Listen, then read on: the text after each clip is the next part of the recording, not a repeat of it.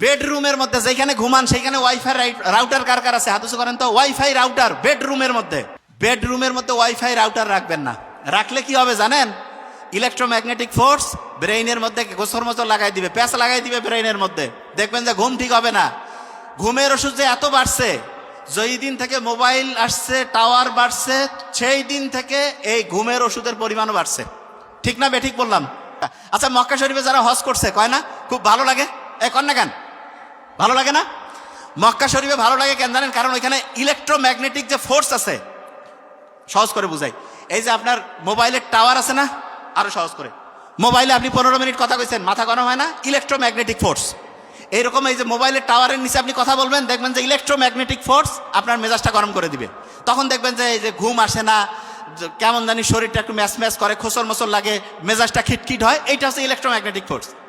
দুইটা জায়গায় আছে, যে দুইটা জায়গায় গেলে ইলেকট্রোম্যাগনেটিক ফোর্সটা আস্তে আস্তে কমে যে আপনি শান্তিতে থাকবেন। তার মধ্যে একটা হচ্ছে কি জানেন? মক্কা শরীফ তো বলছি, আর একটা হচ্ছে সমুদ্র সৈকত।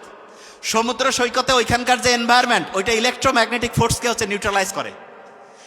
সমুদ্র সৈকতে গেছেন কারা কারা? হাত উঁচু করেন তো। ভালো লাগছে না খারাপ? যতবার যাবেন ভালো লাগবে। কারণ কি? এই যে ইলেকট্রোম্যাগনেটিক ফোর্স সেইটাকে নিউট্রালাইজ করে।